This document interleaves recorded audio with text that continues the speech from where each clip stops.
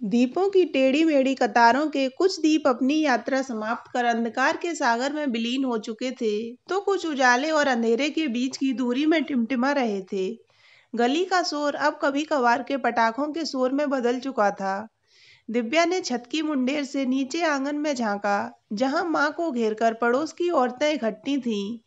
वह जानबूझकर वहां से हट आई थी। महिलाओं का उसे देखते ही फुसफुसाना, सहानुभूति से देखना, होठों की मंद स्मृति। दिव्या अपने अंतर में कहाँ तक झेलती। कहीं बात चली क्या? क्या बिटिया को बूढ़ी करने का इरादा है?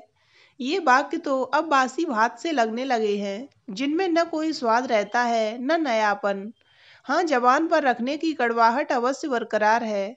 काफी देर हो गई तो दिव्या नीचे उतरने लगी।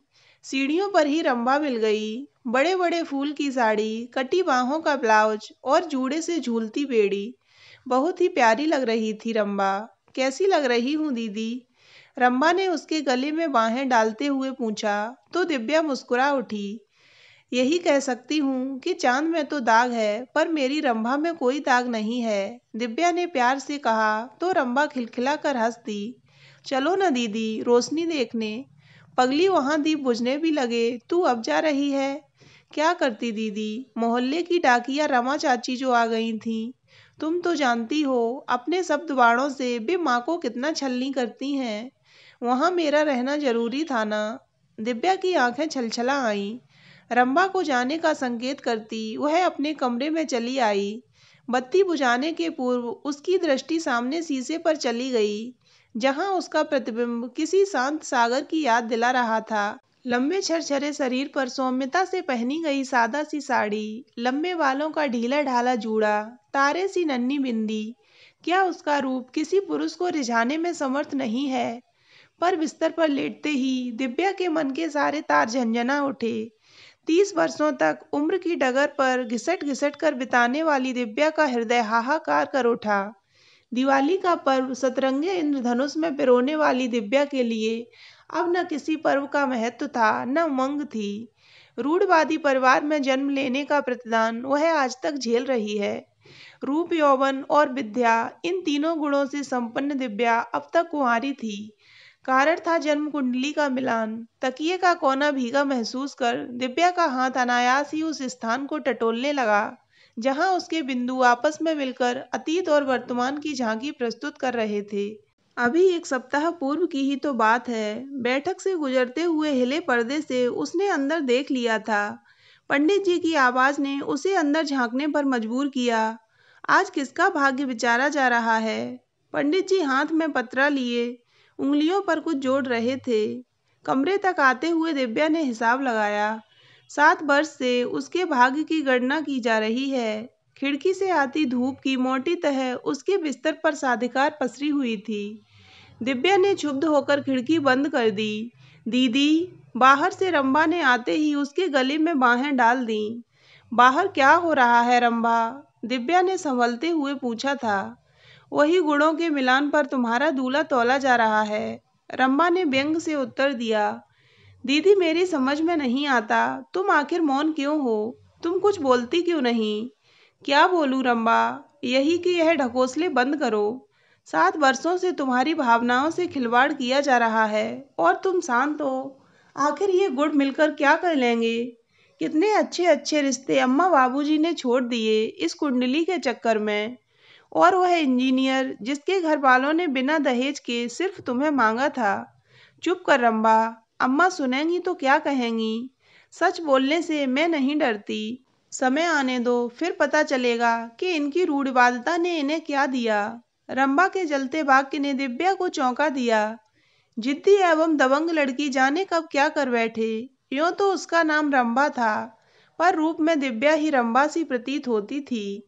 माँ से किसी ने एक बार कहा भी था, बहन आपने नाम रखने में गलती कर दी। रंभा सी तो आपकी बड़ी बेटी है, इसे तो कोई भाग्य वाला मांग कर ले जाएगा। तब माँ चुपके से उसके कान के पीछे काला टीका लगा जाती। कान के पीछे लगा काला दाग कब मस्तक तक फैल आया, स्वयं दिव्या भी नहीं जान पाई। बीएड करते ही एक इंटर कॉलेज में दिव्या की नौकरी लग गई तो शुरू हुआ सिलसिला विवाह का। तब पंडित जी ने कुंडली देखकर बताया कि वह मंगली है। उसका ब्याह किसी मंगली युवक से ही हो सकता है, अन्यथा दोनों में से कोई एक शीघ्र काल कवलित हो जाएगा। पहले तो उसने इसे बड़े हल्के फुल्के ढंग से लिया। जब भी कोई नया रिश्ता आता उसके गाल सुर्ख हो जाते, दिल मीठी लय पर धड़कने लगता।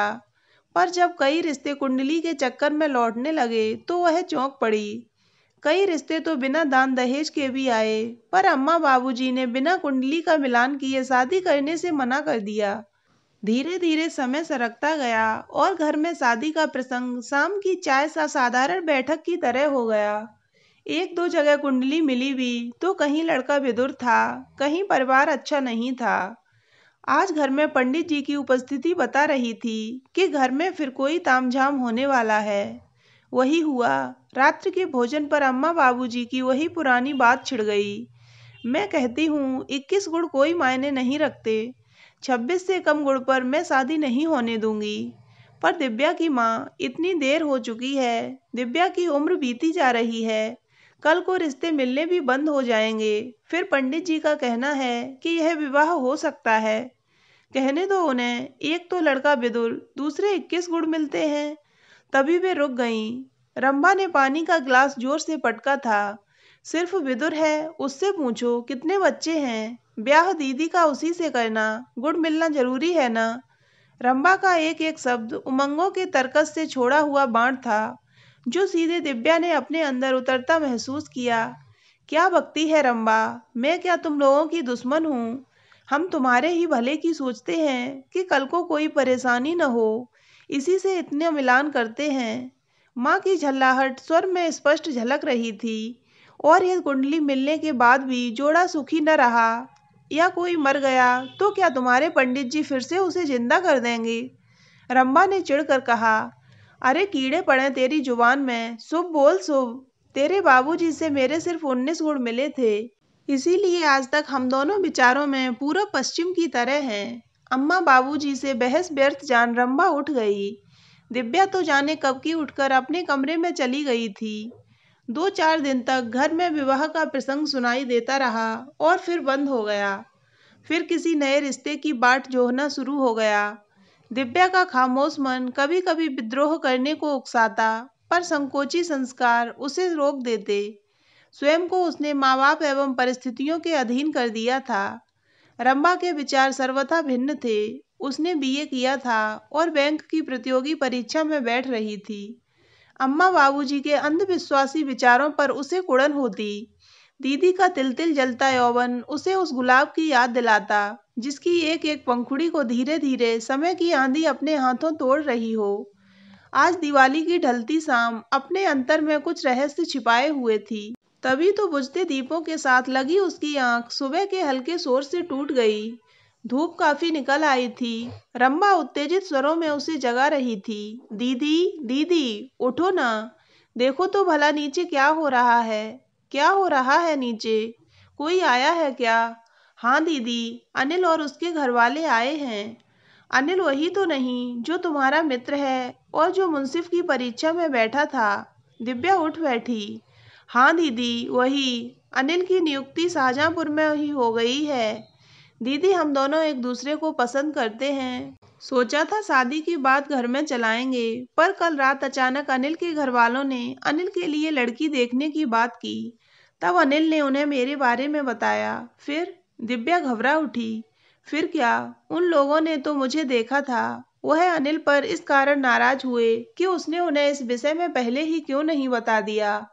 वे और कहीं बात ही न चलाते। वे तो रात में ही बात करने आ रहे थे, पर ज्यादा देर हो जाने से नहीं आए। आज अभी आए हैं। और माँ बाबूजी वे क्या कह रहे हैं? दिव्या समझ रही थी कि रंभा का रिश्ता भी यूं आसानी से तय होने वाला नहीं है। पता नहीं उन्हें बिठाकर मैं पहले तुम्हें ही उठाने आ गई। दीदी, तुम उठो ना, पता नहीं अम्मा उनसे क्या कह दें। दिव्या नीचे पहुंची तो उसकी नजर सुदर्शन से युवक अनिल पर पड़ी। रंभा की पसंद की प्रशंसा उसने मन ही मन की।